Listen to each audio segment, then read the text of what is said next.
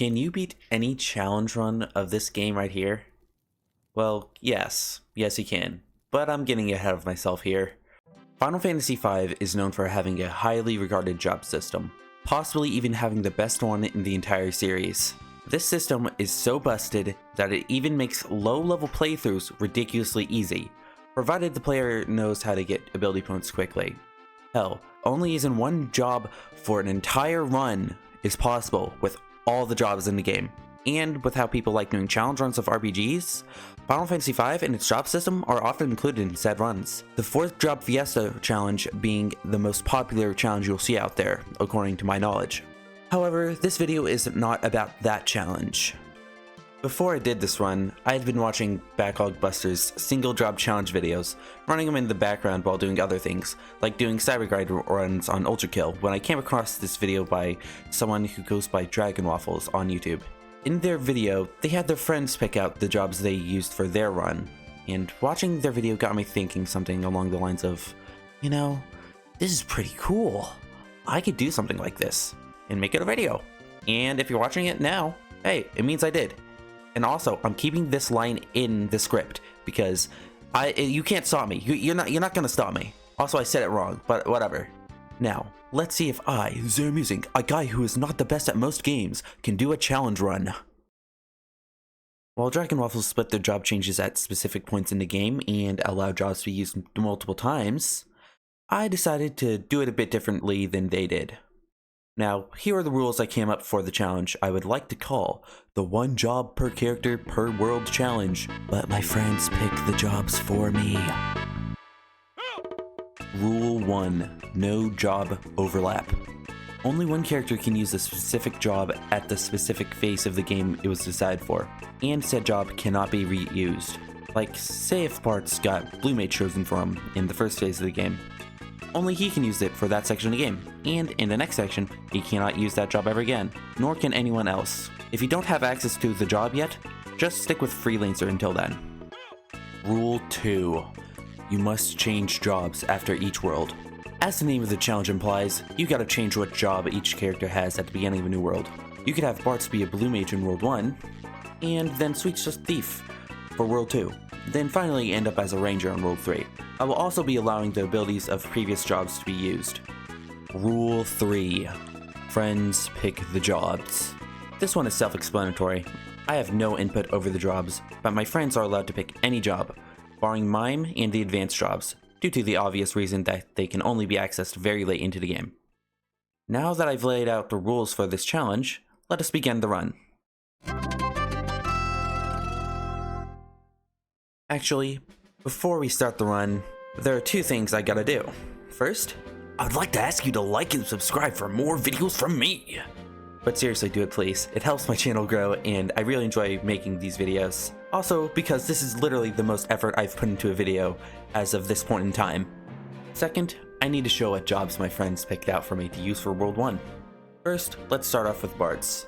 He had Summoner chosen for him, which is honestly not a bad start for him, considering how versatile the summons in this game are. Lena got stuck with Thief, which isn't bad, but isn't really that good either. Having the ability to steal items definitely comes in handy though, so who am I to complain? Galuf lucked it out and got Time Mage, which can slow down enemies, speed up allies, make enemies old, alongside all sorts of space-time related abilities. All of that makes for some very good support. Finally, we have Varys, who basically won the lottery having Blue Mage being chosen for her. For those who don't know, this is often called one of the best jobs in the game due to its massive versatility. It has access to a great healing ability, good attacking abilities, some good support moves, among other things. The only drawback is that all blue magic abilities have to be learned from enemies, which have to hit Ferris in order for her to learn them. Honestly, I was thankful for the jobs my friends chose for the start, because this could have definitely been way worse. Now, without further ado, let's get started, for real this time. So, I'm just gonna skip to where Wind Raptor is killed and where we get access to the Wind Crystal jobs, because the challenge starts there. And that's where the girls get their jobs, and they get them first. Good for them. Since Ferris is a blue mage, I stay in the Wind Shrine for a bit to get the Goblin Punch and the Arrow abilities before making any progress in the story. After of which, I get the key for the canal from this old guy, and he gives us a place to sleep for the night. Now, before I go to the canal, I go back to the beginning cave of the game to get the vampire ability, which I will never use because it just sucks. Now, we head to the canal, where Carlos, the first actual boss of the challenges. He's easy. Basically the easiest boss in the game, so he poses basically no threat, and we make him into a nice seafood dinner after whacking him for a bit. But afterwards, the ship we were on gets sucked into a whirlpool, separating us from the dragon it was on for some reason, leaving us to drift to the next dungeon, the ship graveyard. While trying to find our way out of this place, we learn that Ferris is actually a girl, but I already spoiled that for you, so it doesn't really matter. But whatever. Anyways, on to the next boss, and prepare for White Woman jump scare because it is Siren, who's our next boss. She has the ability to turn undead, where she makes herself resistant to physical attacks, but she takes damage from healing and extra damage from fire attacks. However, we don't really have access to either of those damage methods reliably yet, which could be a problem, but really isn't. Like, it's the beginning of the game, so even if we don't use that, it's still an easy fight. Ever so conveniently, the ship graveyard happens to be located near both the town of Carwin and the next dungeon we gotta go to. At the former, we heal up, we stock up, and we also grab a hidden ice rod, which, as said in Mickey Mouse Clubhouse, is a surprise tool that can help us later. Then afterwards, we head to that dungeon, the North Mountain. Most of this dungeon isn't really anything too special, but we do get flash from a headstone while we're here. Anyways, Lena finds her father's helmet just lying there on the ground, randomly, for some reason, when suddenly she gets struck by a poisonous arrow. But from who? From Magissa, of course. And that means White Woman jump scare ×2 combo. There's my Homestuck joke quote omit for the video. Now, Magissa is a fairly simple boss, but if enough time passes, she summons her husband Forza, which did happen to me. Forza is a pretty heavy hitter, but since we got flashed just moments ago, we can blind him, making him mostly harmless. We take out Magissa, since she's more dangerous with magic, and she can heal her husband, ever so slightly. But after that, we take out Forza, and that's another boss fight done with. After we beat up those two idiots, we find that Lena's family Windrake Hiryu was here, which said idiots were here to hunt. Unfortunately, it's injured, but by coincidence and plot convenience, there happens to be some dragon grass, which can heal it just a few feet away. But inconveniently, it's behind some poisonous flowers. However, Lena seems to have gotten addicted to being poisoned, so she goes through the flowers to get it, while also getting her poison fix. With that, we now have a way to travel over everything but mountains. With being able to fly and such, we fly over the meteor from the very beginning of the game to do some meaningless plot stuff and to get the healing staff, the Ashura, and a diamond bell from Castle Tycoon. With Bart still being a freelancer, I give them the Ashura, because it's the most powerful weapon we have right now, and we gotta make the most of it while we still can. Now off to Waltz, where they're overusing the water crystal's power. While we're asking for permission to enter the tower where the water crystal's located, a meteor comes crashing down near the tower, which, understandably, causes a bit of a crisis. The Tower of Waltz is a relatively easy dungeon, and so is its boss, Gorilla. It's vulnerable to being turned into a frog with Pawn's Course, which I got from Waltz Apparently, I didn't learn it because I ran from the fight I thought I got it from, instead of winning it. That was a bit of a blunder on my part, but even with that not in my arsenal, Gorilla is still an easy fight to win. And with that, we have our other two jobs we can use for the world. With the water crystal destroyed, we head over to Karnak with the help of some meteor teleportation services to try and save the fire crystal. When I was trying to stock up on items there, I learned that using meteors to teleport was apparently illegal and got thrown in jail because of that. Almost immediately after, the guy in the cell next to us tries to break out with some homemade explosives, but just ends up blowing up the wall that separated our cells. This old guy is Sid, who built the fire-powered ship, which is currently draining power from the fire crystal. He's in jail for trying to pull the plug from it.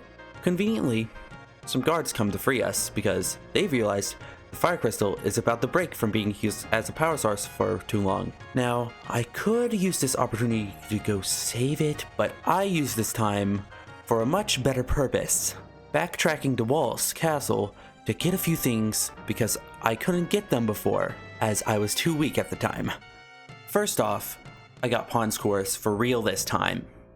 Then I went to beat up Shiva so I could summon her later. She happens to be Ice Elemental, and having Ice Elemental attacks in a fire-based dungeon is typically a good idea. Finally, I went and got the all-important Elven Mantle in the basement, which is guarded by a powerful little bastard called Jackanapes. This guy is way too strong for us to fight right now, but thankfully Lena has the flee ability from being a thief, which happens to let us run from any battle almost instantly. Now, the Elven Mantle allows its wearer to avoid attacks 1/3 of the time. With those little errands done, we head off to the fire-powered ship for real this time. This place marks the point in the game where the dungeons decide to get mildly confusing, but that doesn't stop me from going through it and getting the Moonring Blade for Lena, a pretty considerable upgrade. It's a boomerang, and those deal full damage from the back row, and thieves are one of the few jobs that can equip them, meaning Lena is going to be in the back row for the rest of World 1. Now for the boss of the ship, Liquid Flame. Remember that ice rod we got all the way back in Carwin? Well, we're going to use that here. Final Fantasy V has a neat little gimmick with rods where you can smash one over an enemy's head to do the most powerful elemental spell associated with the rod's element. Thunder rods use Thundaga, flame rods use Fireaga, and ice rods use Blizzaga. I used a couple of flame rods to deal with Shiva and her goons earlier, which is why I waited until Karnak to do that, because you can buy these rods for 750 gil a pop, and that's pretty cheap for some pretty powerful magic. Anyways, I two-shot Liquid Flame with a couple of smashes from these rods over its head. After we beat that flaming blob of a monstrosity, we find out that the fire crystal is both under Karnak Castle, and that's the only thing preventing the power generating machine from fucking exploding. Which it will do in 10 minutes, since the crystal is no more. While we escape, we go out of our way to grab a ribbon, another Elven Mantle, and the main gauche. A pretty good knife that can block attacks about 1/4 of the time. The exit is blocked by a weirdo called Iron Claw, and I could have waited to learn Death Claw from this guy, which leaves enemies on critical HP, but I didn't really want to wait for that while we're on a timer. Also, it doesn't even affect most bosses, so I don't see why I should get it.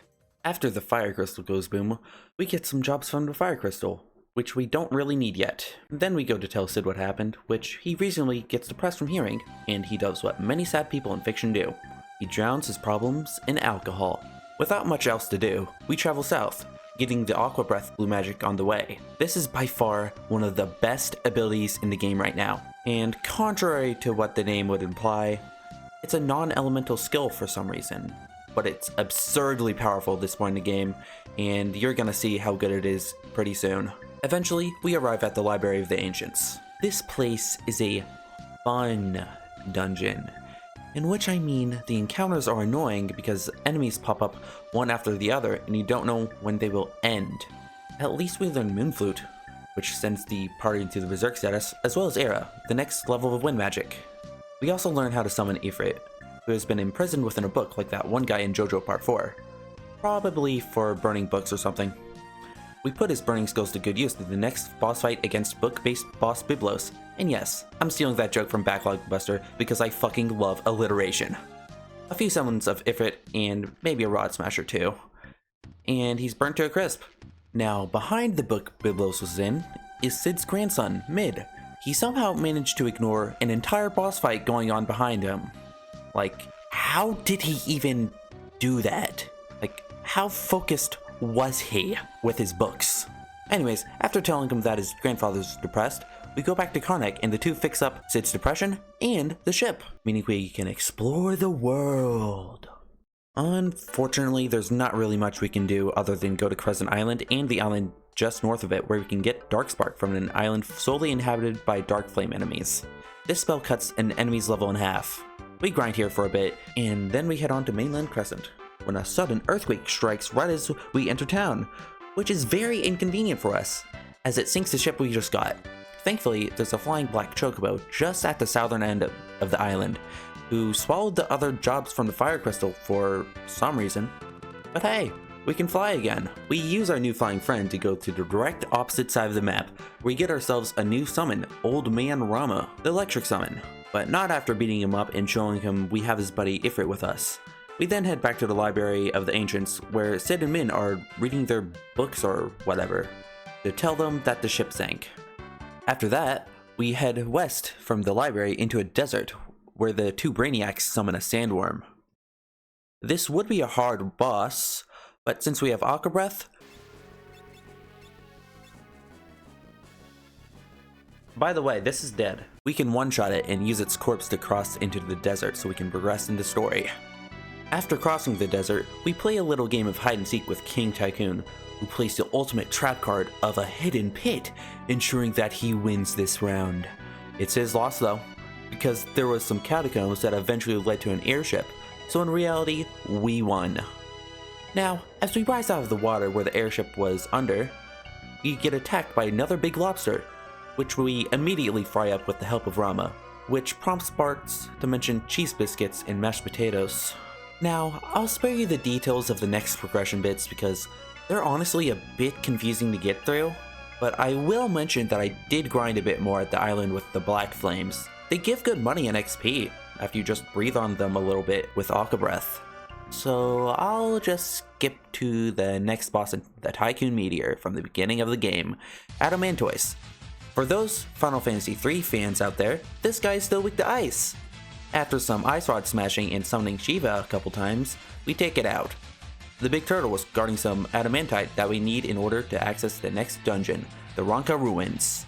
Another thing we need to do in order to access the Ronka Ruins is to take out the security system it has. Taking out the smaller cannons and flamethrowers is relatively easy, and we also get the missile blue magic along the way.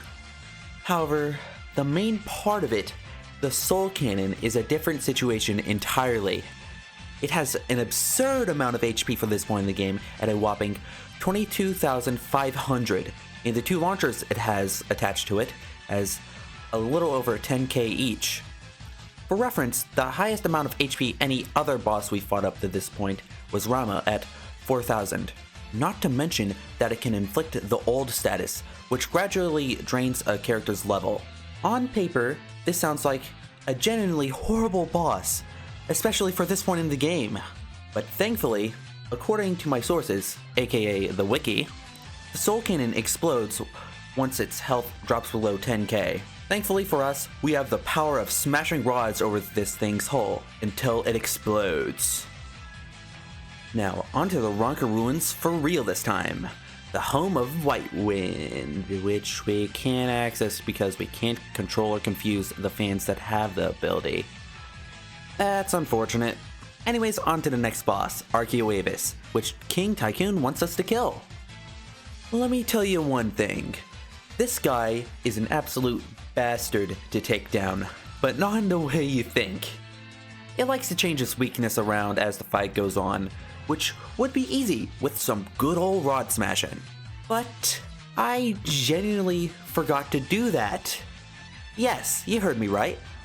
I forgot to smash rods over this thing's head, and that would have trivialized the entire fight. Yeah. For some reason, I didn't cheese this thing. I just spammed summons and Aqua Breaths and added in the occasional physical tag until I took it down. Hey guys, editing me here.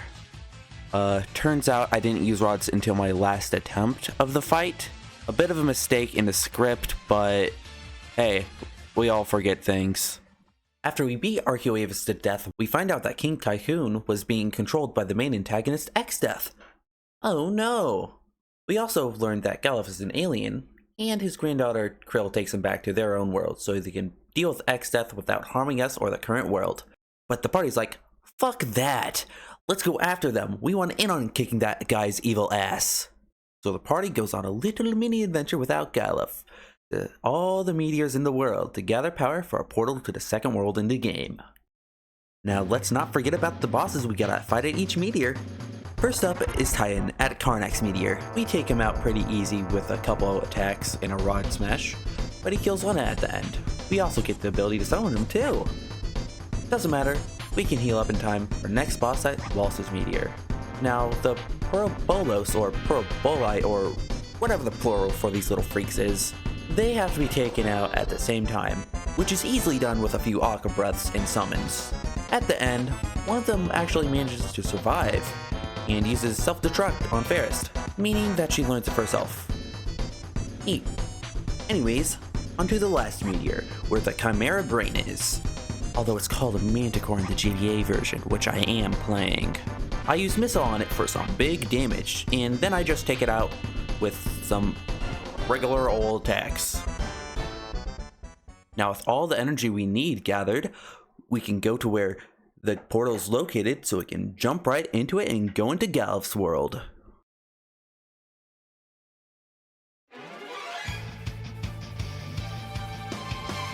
Before I reveal the jobs for World 2, I would like to mention that I went back to a previous save to get a few things I missed. Mainly 2 blue magic skills. The first one was level 5 Death, which I got from page 64 back in the Library of the Ancients. To do this without grinding, I used Dark Spark on Fairest twice to reduce her level from 22 to 5. Don't ask me how it works. I'm just assuming that when calculating what level something has, the game will always round downwards to the lower whole number. Anyways, I got Flamethrower from the enemy prototype at the southernmost islands in the world. At this point in the game, it's far too hard for me to kill. Like, I do 0 damage to this thing. So I used Dark Spark twice on it to reduce it to level 5 and killed it with level 5 Death. Now for the moment you've been waiting for. Probably. What jobs will be used for World 2?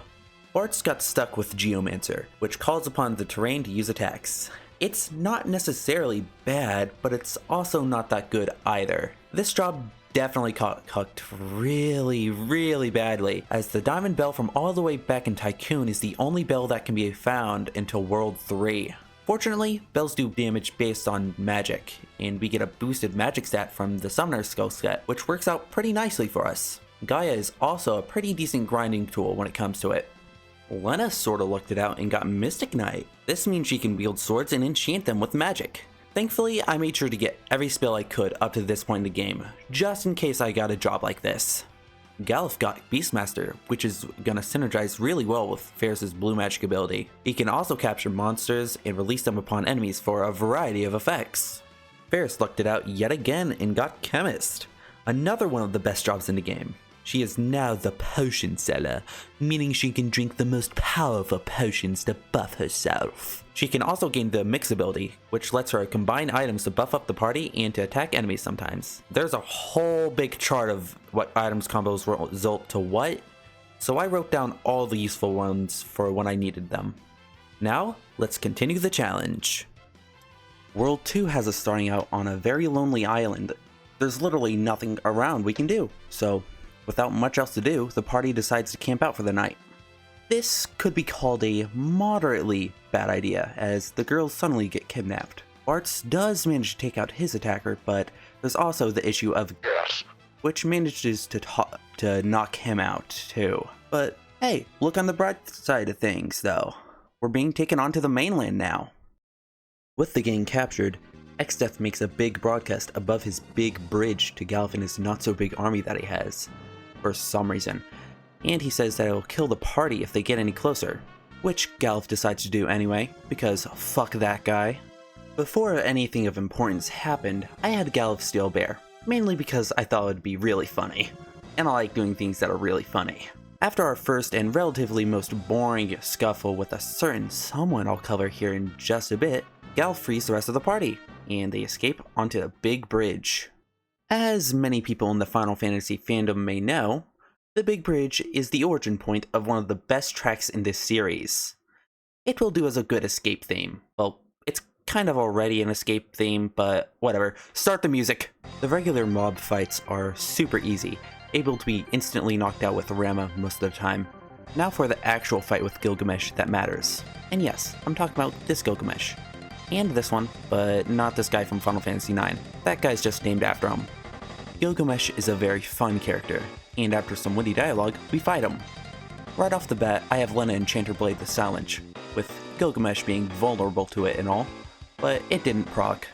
I have Ferris buff herself with potions we've gotten from drops in World 1 for some bonus defense, then I just had her spam random blue magic stuff. I have Galuf unleash the berry he had in his pocket onto him, because it's funny, and Barch just uses Gaia or summons. At one point in the latter half of the fight, I accidentally used Moon Flute, which as stated earlier, it sends the entire party into the Berserk status. Now, I would like you to watch results of this fight. Well, I just fucked myself, I think. Unless I somehow pull this off. I don't know why, but I thought I was using Moon Flute on Gilgamesh. But there's a chance I could do this. Good. Oh shit, I did it! I just remembered something. See ya! I must take my leave. But we'll meet again. Count on it.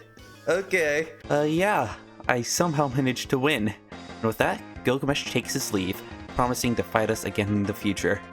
As we get to the other end of the bridge, Exdeath decides to do a big fuck you and engages his massive force field around his entire island, which blasts the party to the other end of the world. After we recuperate, we head east to the town of Rigol to stock up on items for the drink and mix abilities. Then I decide to head south to the sealed castle of Yakuza, just to show it off for the stream. Unfortunately, fucking around leads to finding out.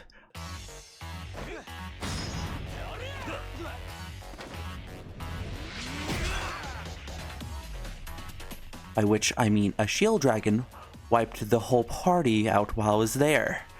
Sadly, my last save was back before the big bridge, meaning I had to do that all over again. On the second run of it, I just decided to do the Moon Flute thing again, for funsies and all. After we get back to where we were, I decide not to go into the castle. I do, however, go into this forest, where Moogle's just hanging out, just being chill like that. After deciding to try and be polite and just say hi and all that, it gets scared and falls into a hole. Lena suggests that we help it, and we jump into the underground waterway where it fell. When we finally get to it, we get attacked by this fossilized bastard right here. And as we start the battle, I try to use a Phoenix Down on it, with Tyrannosaur being undead and all, but it doesn't work for some reason. I've tried to find a reason why it didn't work from many sources, but still, to this point in time of writing script and of voicing it out, I have found no definitive results. I've chalked it down to either it having a somewhat low chance to proc, or the GBA version is bugged. Since I can't insta-kill it, I decide to just kill it normally. Well, kill it again, because it's already dead. Right off the bat, I use Flash to blind it because, dear god, this thing hits like a truck. I have Galuf apply slow to it and haste onto the party, and I have Lena use Fire Spellblade for some sweet, sweet bonus damage. And I managed to get the old effect from the ancient sword I had on her to proc pretty easily. The only thing Barch does is summon Ifrit, then he just gets KO'd. Other than that, it's a pretty easy fight, so it went by quickly. Since we saved the Moogle, it shows us the way to its village. And once we're here, it leads us into a room with a bunch of chests. They have a bunch of alright loot, but most importantly, one of them has the dancing dagger. This bad boy has a chance to trigger the dance command, which has a 25% chance to use Sword Stance, a really powerful attack that does about 4 times your normal damage. I put this on Ferris, and it stays on her for the rest of the world. We also get another Elven Mantle after putting on a Moogle suit and convincing the Moogle that's guarding it to give it to us. Anyways, for some reason, in this game, and only this game as far as I know, Moogles have really powerful psychic powers that allow them to communicate with others of their kind from across the world. And ever so conveniently, Krill has a Moogle friend with her where she lives. She can also somehow understand the Moogle too. She gets a message to come pick us up from the Moogle village, and she decides to fly in on her nameless Windrake to come get us. Okay, god, there are just so many things in this game that are just ever so convenient. Like, Jesus Christ. It's a fucking miracle that these idiots managed to save the world. When we get to our home of Castle Ball, we find out that Galuf is the king of this place. This fact is barely even relevant to the plot. We also learned that Krill's Windrake is really, really sick, and that there's a mountain with some dragon grass just a bit north of the castle. Before we set out, we decide to go into the moat and grab a greatsword that someone accidentally dropped into it. This is actually a pretty solid upgrade for Lena right now. On our way to Mount Drakenville, we gotta go by Quelb, the town of furries, as the plot requires us to meet their mayor, Kelgar. During our meeting, Bartz and Kelgar get into a fight, and Bartz beats him so badly that he's stuck in bed for the rest of the time he's alive. Good going, idiot! While we're climbing up Drakenville, we get a powerful piece of armor from a pile of bones called the Bone Mail.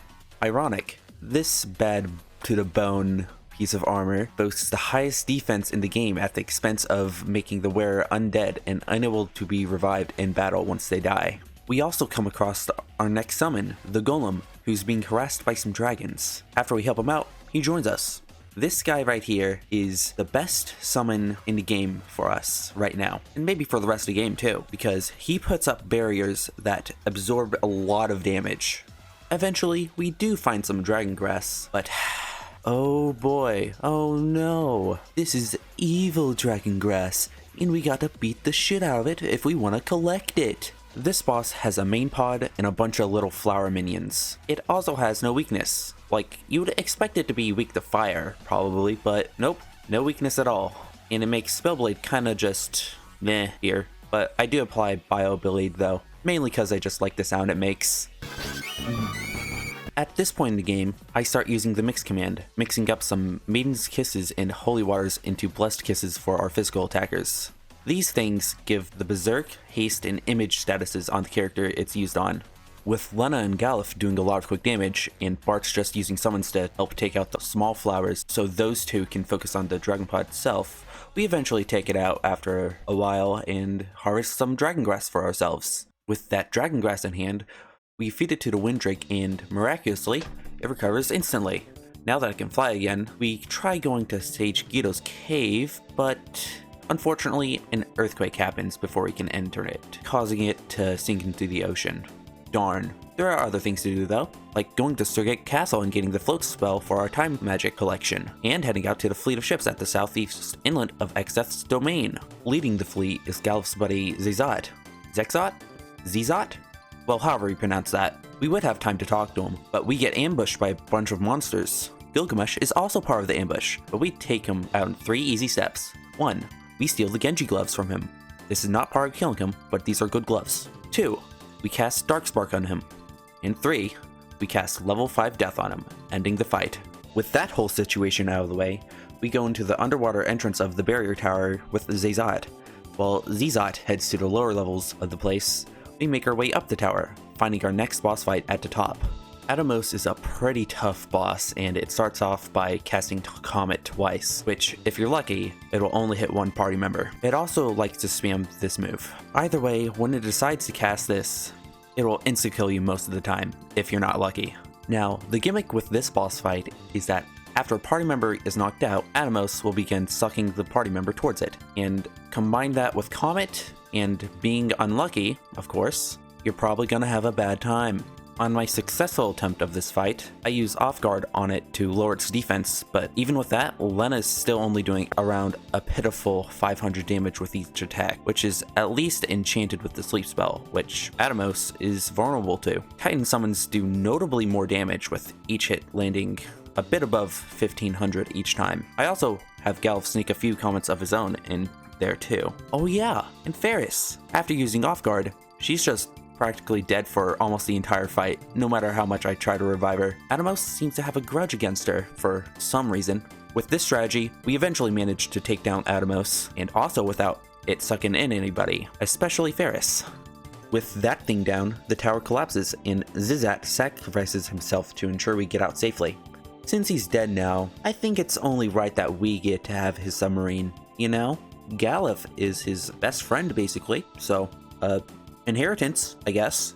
With our submarine, we can now access Guido's cave, for real this time, so we can meet him. After going through the cave and some water, he turns out to be a turtle, both explaining why he survived and filling out the archetype of wise mystical turtle sage that is rarely seen in media. After some discussion, he gives us a magical stick from the Forest of Moor that'll allow us to enter the forest. He instructs us to find the guardian tree in the forest. We head there by submarine and stop by the town aptly named Moor, where we stock up on items and pick up Hastka, which is a big relief because doing single target haste casts was starting to get super annoying. Partway through the forest, Exdeath somehow senses that we're here and sets the forest on fire in an attempt to kill us all, once and for all. Thankfully for us, a Moogle happens to be conveniently here and opens up a hole for us to hide in while the flames die out. And after the forest is relatively safe again for us to traverse, we head to the Guardian Tree, which thankfully isn't too burnt up. Is it a redwood maybe? We head into it after a little entrance opens up for us. But when we enter, we are attacked by these weird gooey crystal thingies. This boss fight consists of the aforementioned 4 goo crystals. Like, look at their sprites. They're pretty gooey and crystally, aren't they? Each crystal corresponds to an element. The top one is fire, the bottom one is earth, the left one is wind, and the last one on the right is water. They don't have any weaknesses, but they will absorb their respective elements if hit by an attack that has said element. We go into this fight with Float on the party because the earth crystal likes to cast Earth Shaker a lot, which normally does massive damage to the party, but since we're floating, it can't hurt us. For this fight, I had Bart spam Titan, which did considerable damage to all but the Earth Crystal, which absorbed those attacks. Thankfully, the game's coded to where any enemy can't go above its max HP. I had Lena just use Drain Spellblade so she could just heal herself whenever she attacked. Galuf was in charge of buffs and debuffs, as per usual, and he managed to hit a sloga on all the crystals but the Earth Crystal. And for Ferris, I just had her gamble a bit with the Dancing Dagger in hopes of landing a Sword Stance. Once these crystals reach low health, they like to cast powerful spells that correspond to their element. But even with that, we take out all but the Earth Crystal, leaving us free to just beat it to death with hammers. Well, the equivalent of death it has, until the battle is over. After we smash and or melt the goo crystals, Exdeath pops up and thanks us for doing his job for him, by destroying the crystals of Galuf's world for him. Jeez Galuf, why do your world's crystals gotta be all gooey and stuff? I bet you could drink them.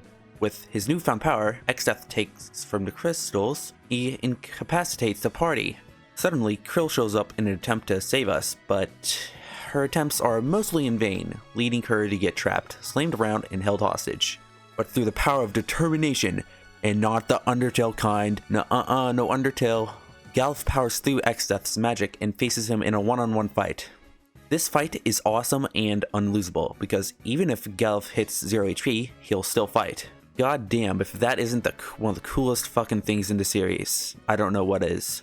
But even if we do have a guaranteed win on the fight, we also have a guaranteed loss, as Galuf dies, and he can't be revived, not even after the party tries to use skills they don't even have access to.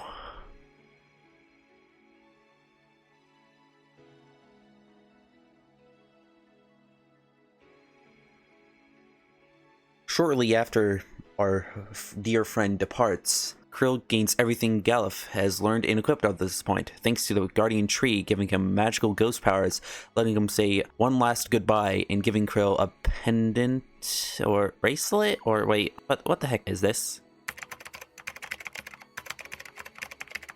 Okay, apparently it's a bangle.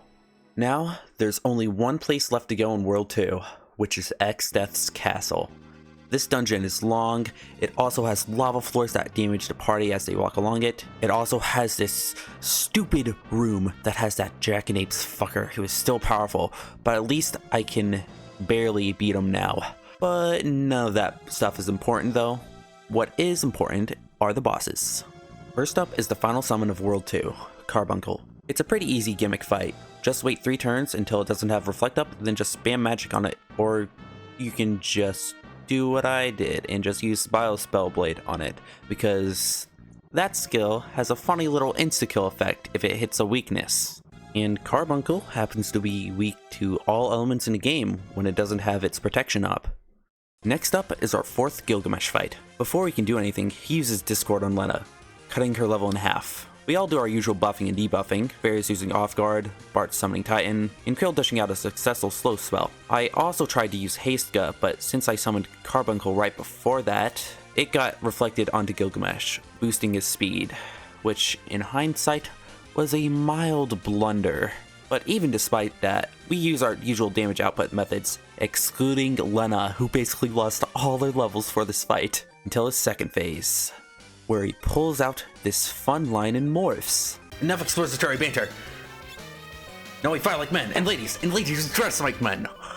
For Gilgamesh, it's morphin' time. He then pulls out the legendary blade Excalibur, which he stole from the chest we were gonna loot right before the fight. But wait! This is not my Excalibur! This is but Excalibur! Yeah, that sword was a cheap knockoff from the bargain bin in a dollar store that just does pitiful damage. At this point, the fight is basically free, letting us freely steal the Genji helm. We soon after win the battle after Gilgamesh is banished to the void by Exdeath, who happens to be our next fight. As we all know by now, Exdeath is the main villain.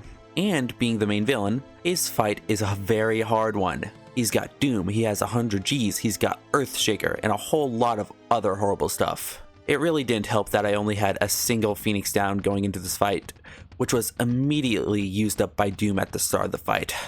For me, winning came down to just getting lucky. God, that fight was a fucking pain. I'm honestly very glad that it only took 2 tries to take him down. We do our usual buffs and include the drink command potions for Ferris in there just for good measure. And also to increase the effects of White Wind, which we got from a Hellraiser earlier in the castle. This fight could basically be summarized down to a 16.5 minute long battle of attrition, pause buffering, and praying I get lucky, which was ended with a lucky sword stance that got triggered. And you better bet that I was relieved after that. Sword stance. Yes!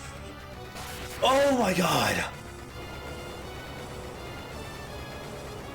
Oh!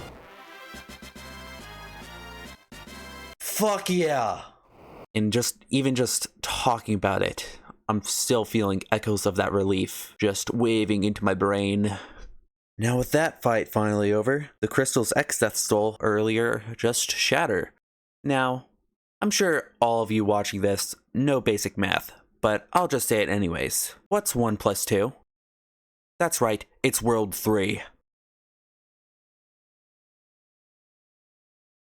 Before we head out into the last world, we gotta do a summary and reveal the final set of jobs. Bart's mastered Geomancer, meaning that he's able to use the 3 abilities on this screen. We're not using any of these. Summoning is far more useful than them, so it doesn't really matter at all. So, yeah.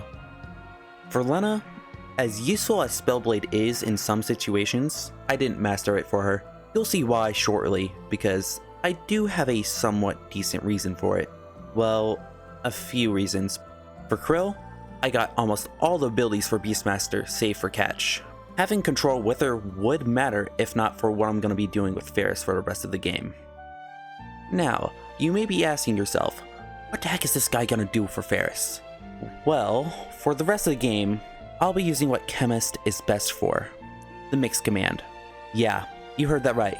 I'm going to be using the Mix command over Blue Magic, and for a few good reasons. While Mix does take a bit more setup in battles to be effective, it's also more versatile than Blue Magic, which in all honesty is just kind of a hassle to get sometimes. With Mix, you just gotta get items from shops or random encounter drops. Now, here's a couple lists of what buffs Mix in Blue Magic can give. As you can see from the list, Mix is gonna be the better option, especially considering the next set of jobs, which will greatly benefit from Mix's unique level boosting capabilities. Now for the jobs. Bartz is finally getting his first physical job with Dragoon. Dragoon in Final Fantasy V is honestly the lowest point in the series for the job in my opinion, but Jump is still kinda useful for dodging attacks and doubling damage with spears. It also has the advantage of being the only method of holy damage that we're gonna have access to in the entire run with the Holy Lance, which is honestly a pretty nice plus, in a few situations, at least. That makes Bartz our elemental guy, having access to almost all elements now. Well, once we get the Holy Lance of course. Krill also got a physical job, that being Monk.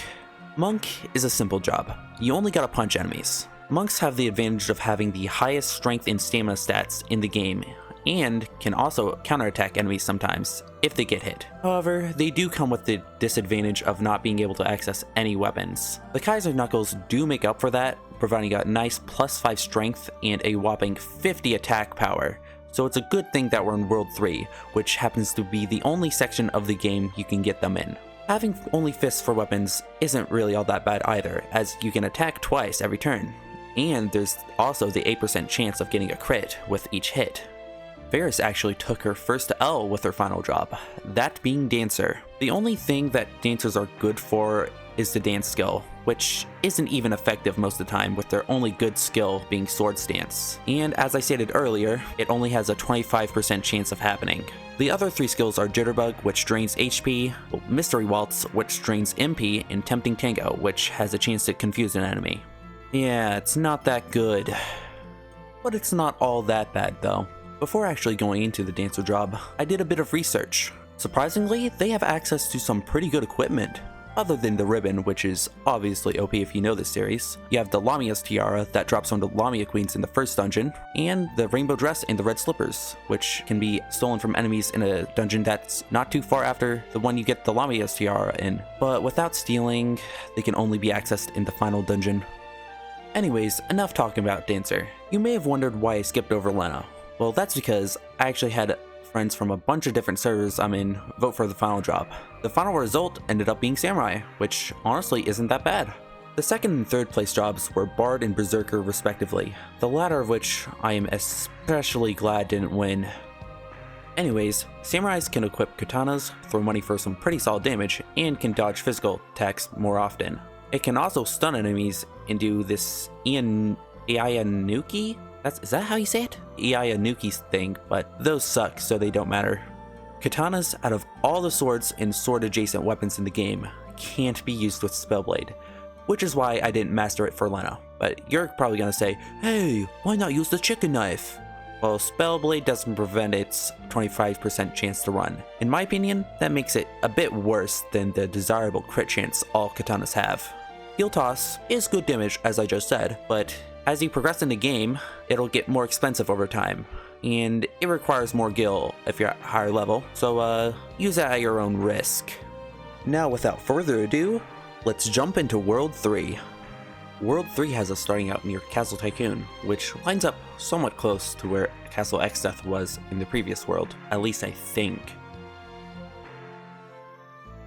With us being so close, we might as well decide to stop by for a bit. I mean, we did just beat the hardest dungeon we faced in the game up to this point, so why the heck not? Once we approach the castle, we get a warm welcome from the Chancellor, who calls for a celebration party. Because hey, look, we're back from a place that was thought to be impossible to get back from.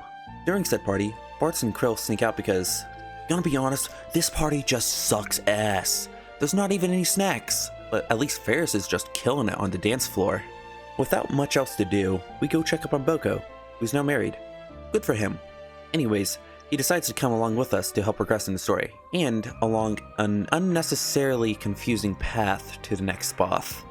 Did I really just say boss? I mean boss. What am I, a fucking 7-year-old? Before fighting us, our next boss, Antlion, drags us into a hole. This is a really easy boss fight, and with Haste Golem and Jump, we make quick work of it before it decides to run away. Anyways, for the time being, we're stuck in this hole. At least not until Ferris shows up to get us out of it, since she noticed that we ditched a party earlier, and gonna be honest, that party sucked ass. She did not want to be seen with people just dancing like just garbage. We head a little further on until we get to Guido's new cave, which is now above water. We find him flipped over, which is probably because the world fused together and all that. Anyways, he tells us some important lore about the world being fused together 1,000 years prior before getting split apart and yada yada yada. But suddenly, Exdeath decides to make himself known.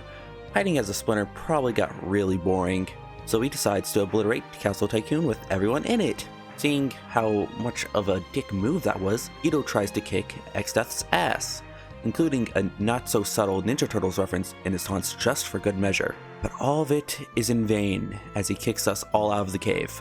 We decide to regroup at the Library of the Ancients, where we learn in order to defeat the Exdeath and the power of the void he's been trying to unleash, we need the power of the 12 legendary weapons that are in the sealed castle of Yakuza. However, to access these weapons, we need to find 4 tablets that are just scattered in dungeons across the world. We also need the power of Bahamut, Leviathan, the spells Holy Flare and Meteor. And anything else? Maybe magic lamp too? No, wait, that's optional. We'll get that too at some point.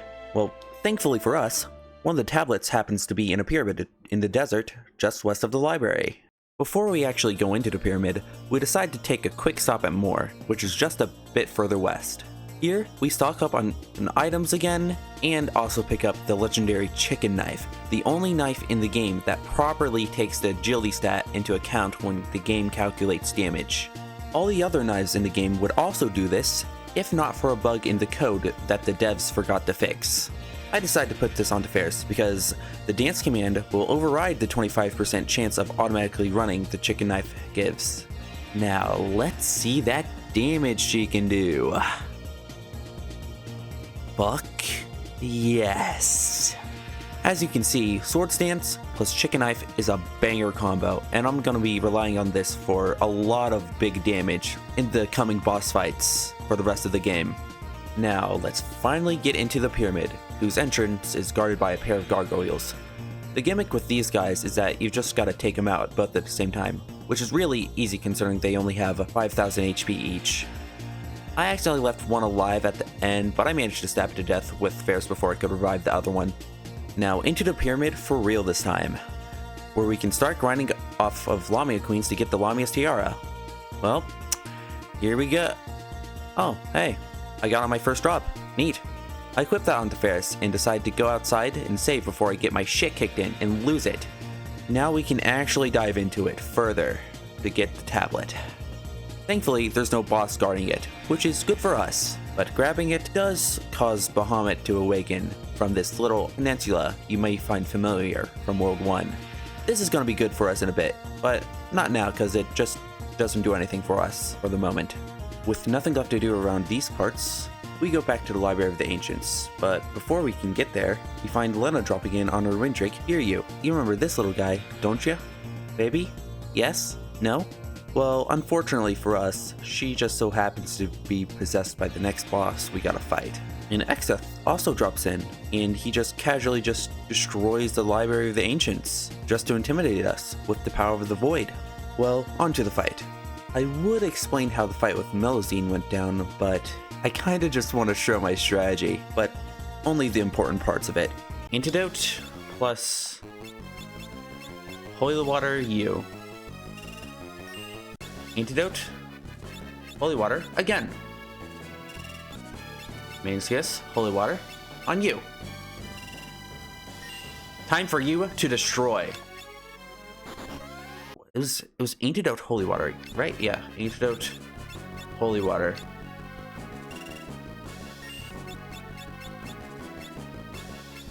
We're just fucking buffing the shit out of Krill. It's gonna be so funny. Okay, not undead.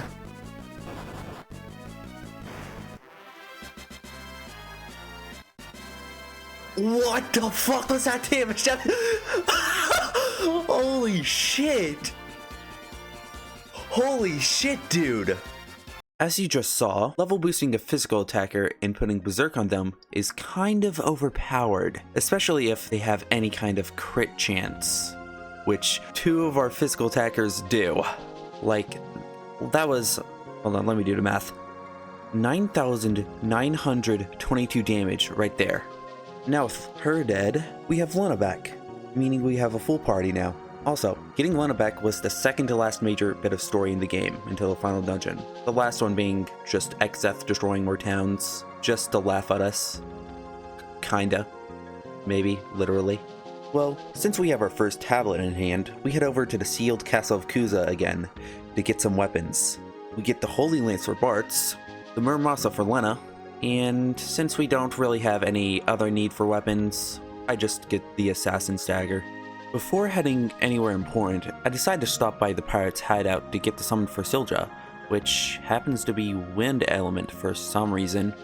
We then head south down to the Phantom Village, where we find a black Chocobo. Now, what the heck is this little guy doing here? How'd you get here, buddy? Well, whatever, we need you to access the next two places we're going. First, we make a pit stop at North Mountain to fight and pick up Bahamut, who goes down relatively quickly with our new mixed strats. Combined with Reflect from Carbuncle, it surprisingly didn't use Mega Flare on me, which is a bit disappointing, because I really wanted to see the damage it would have done to itself if I reflected it.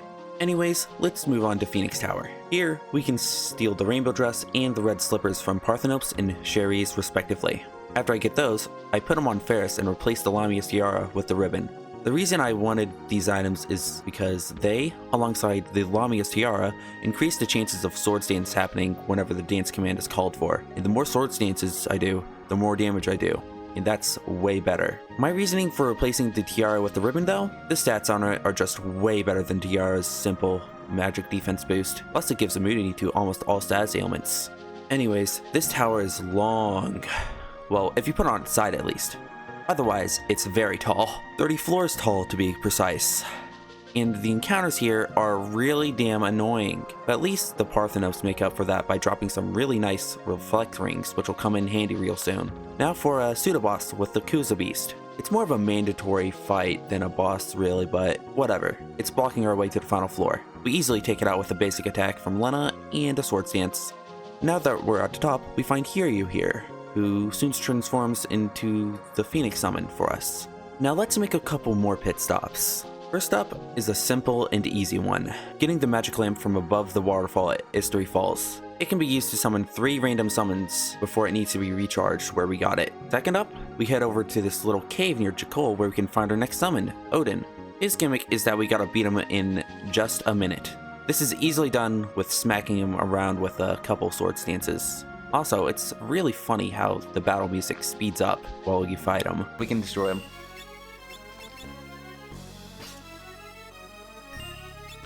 Dance!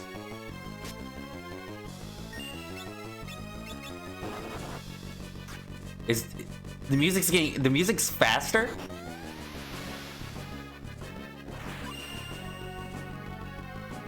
Densetsuken? More like, you're dead! Alright, that's far enough. Now, let's go find our next tablet, which happens to be at the Island Shrine. Before we can enter it, we gotta fight a couple gargoyles again before heading in. Now, out of all the dungeons in the third world, this one goes by the fastest, and we immediately end up finding our next boss, the Wendigo. This boss fight simply, it's just a guessing game, and you can't cheat with multi-hit attacks. With the power of a few sword stances and lucky guesses, we take this guy out. Well, somewhat quickly. Now we got our second tablet. So let's head back to Yakuza to pick up some more weapons. Those weapons being the Sage's Staff, the Magus Rod, and the Gaia Bell.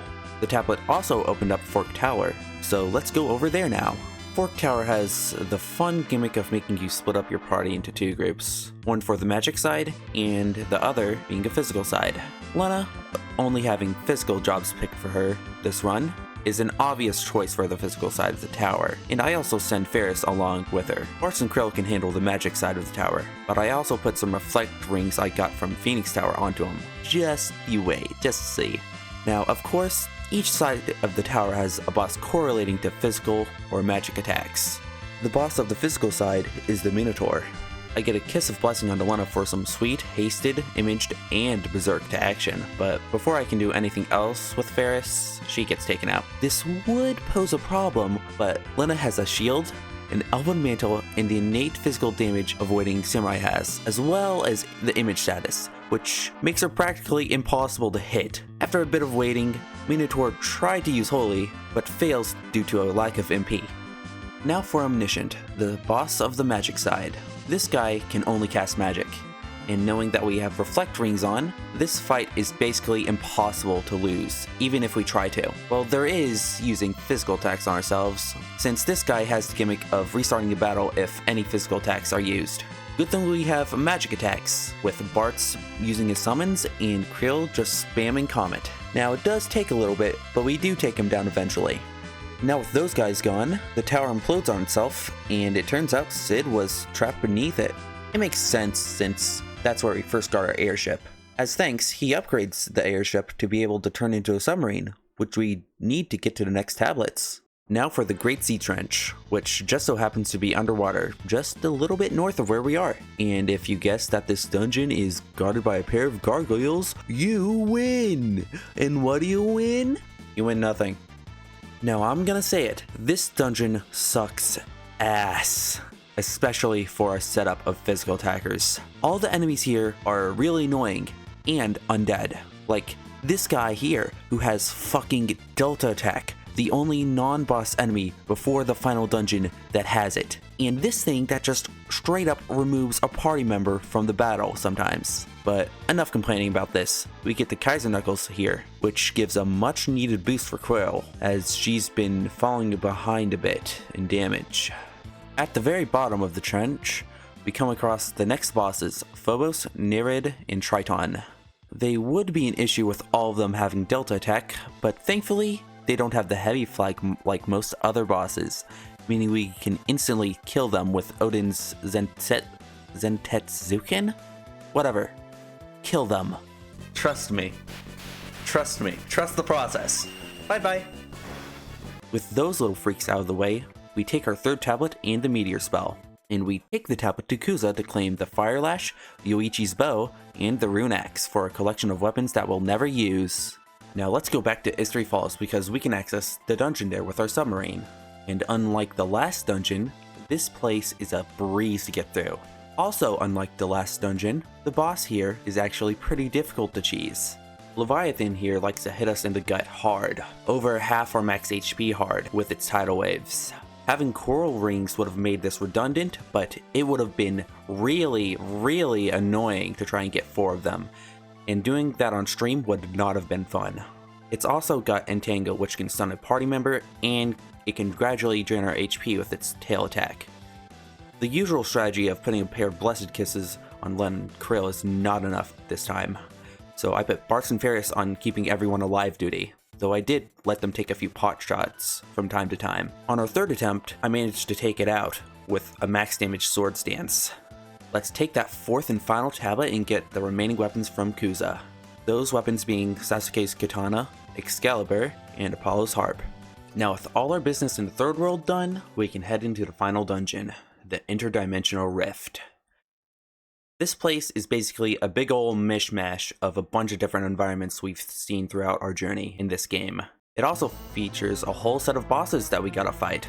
First up is Califisteri, who starts out the fight by using Stop on Bartz, meaning he can't summon Golem for protection. That doesn't really matter since she only uses attacks with magic or status effects, the latter of which Ferris is completely immune to with the ribbon. Alright, you already know what I'm gonna do. Blessed Kiss for Len and Krill, then we get the Wagon. Also a Sword Stance, which takes her out. Next up, we got a Panda. Not to be confused with that one YouTuber. This guy is basically Biblos on steroids, and if you like to use Protect, Discord, and try to inflict Frog on you. He's also weak to having Ifrit used on him, as summoning our flaming friend will make him cower in fear. I can repeat this over and over again to make him nothing but a big pushover, letting me beat him with little to no effort. Also, I totally didn't have to redo this fight several times because I ran into Omega Weapon several times, because it's just almost right next to it. Haha, totally. Ha ha ha ha. Let's move on to Catastrophe, who's even easier than a panda was. If it were to have its way, it would spam Earthshaker on us over and over again. However, since we have the power of floating on our side, we can just make it redundant. This guy's gimmick is that if anyone has the float status effect, it will always use 100 Gs, prioritizing that over anything else. So that means we can have Krill spam float, while everyone else takes it out. In the same exact room as the last guy is Azomagia. If you don't know Spanish, this guy is literally named Blue Mage. And as his name implies, he can use a bunch of blue magic abilities, and can learn some more if he uses certain ones on him. It's a good thing we're not using blue magic. Now, despite him landing level 4 Graviga on Bartz and Lena, and a few more attacks added onto that, our usual strategy takes him out. Up next on the chopping block is Halicarnassus. She starts off the battle by using Ribbit, which would turn everyone into frogs.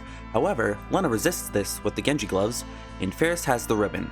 To counter this, we use some Maiden's Kisses, and, you guessed it, Kisses of Blessing on Lena and Krill, with the added bonus of Bart's jumping. Out of all the bosses in the final dungeon, I'm pretty sure this fight went by the fastest. Don't quote me on that. But either way, this is just a really fucking easy fight. Now let's deal with Twintania. And what does this guy do? He just hits you really fucking hard.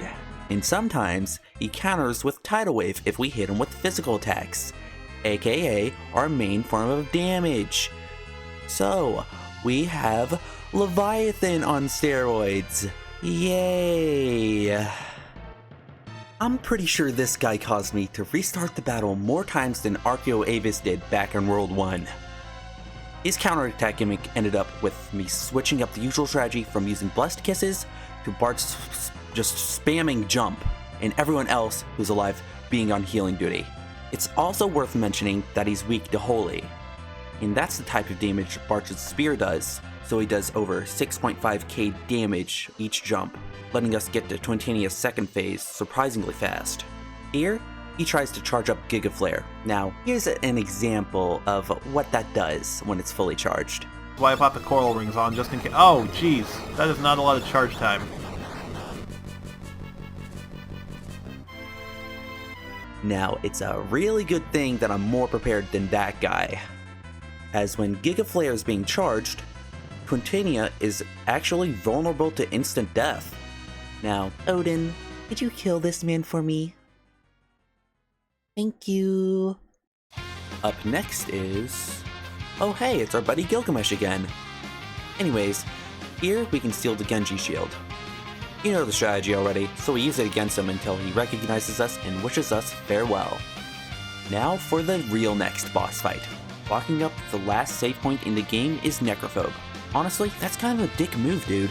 As you can tell with his actions, this guy is a pain in the ass to fight. He has these little barrier thingies that prevent him from being damaged. Not only that, the barriers have Reflect Up, and they like casting Flare or Holy off of these reflects, which would go through any reflects I might have up. To counteract this, I used the power of some Spear Change as well as summoning Bahamut to try and take him out. After a few attempts, I managed to take them out while also being in decent shape for the next phase of the fight, where we actually fight Necrophobe, where he starts out by blinding us. As opposed to his barriers, Necrophobe likes using basic attacks twice in a row, which is easily prevented by summoning Golem. He also uses Hurricane, which can send one of us into single-digit health. Whatever. Roll the usual strat out now. Bartz can jump too, he can have it as a treat. Towards the end of the fight, Gilgamesh comes in to get on the action. Necrophobe tries to get in a few hits on him, but he tanks them and wipes that bastard out with a self-destruct. I'll miss you, buddy. I can't wait to see you in any other Final Fantasy game you appear in, except for Final Fantasy IX, because that guy is a faker. Alright then, that's all the bosses done. Before I head into the final boss fight, I would like to address a few things. First up are the two super bosses Omega Weapon and Shinryu. I can't really fight them right now because when I tried to, I got my ass handed to me on a golden platter, not a silver one, golden. That's how badly I got beat by them. Second is the question of if I will do the Sealed Temple. No. I'll explain why at the end of the video. Lastly are my levels at this point. Now, I'd like you to just take a quick look at them. They seem a little underleveled for the final boss, right?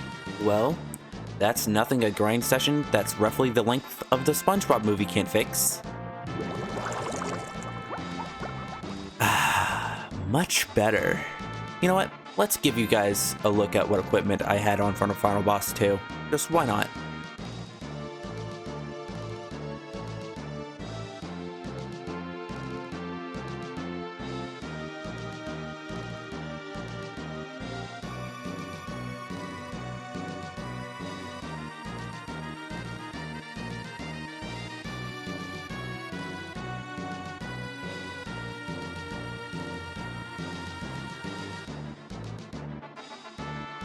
Now, let's head into the final fight. With some motivational words from Galuf, the other warriors of Dawn, and King Tycoon, we begin the final showdown with Exdeath in the Void. The first phase of the fight has us facing the tree form of Exdeath, which happens to be ludicrously slow, and we can make him even slower with the slow spell, making this phase remarkably easy. We also have ample time to add all sorts of buffs to the party, like using the expensive Goliath tonics made with elixirs and dragon fangs that double our max HP. I also use the buffs listed on screen here. Now with all of these buffs, we are free to take down all 49,001 points of health that he has, after which he transforms into his second and final form, Neo Exdeath. Okay, phase 2. It's phase 2 time.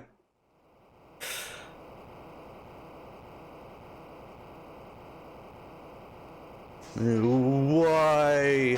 The void was mine to command. Yeah. Whatever. You fucked around with... You fucked around and you found out, okay? That's what happens if you try to be evil villain and all that.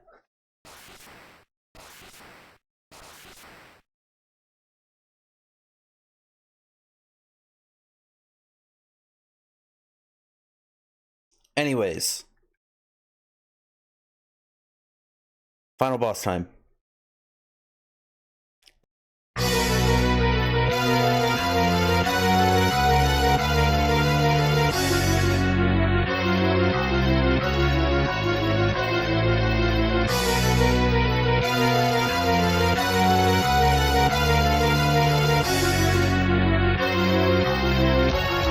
This form is composed of 4 parts, one in the back, one on top, another one on the bottom, and one in the front. Each and every one of these guys have some of the strongest attacks in the game.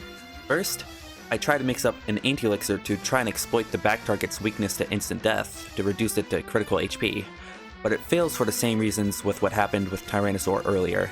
Well, at least we have the magic lamp. First is Bahamut, next is Leviathan, and here comes Odin with a Zensetsuken to take it out. 3 down, 4 to go. You may have noticed that Lena isn't berserked as my usual strategy calls for, so let me explain real quick.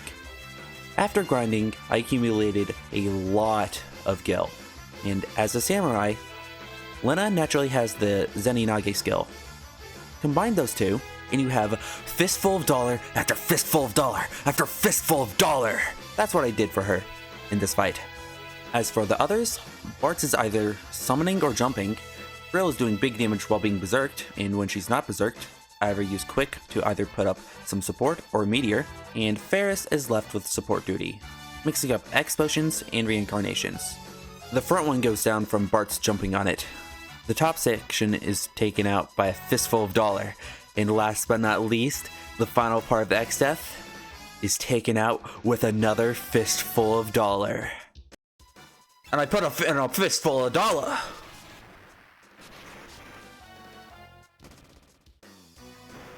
Fistful of dollar! Oh, that's why you like, that's why I love Ultra Kill. Fistful of dollar. Hold on.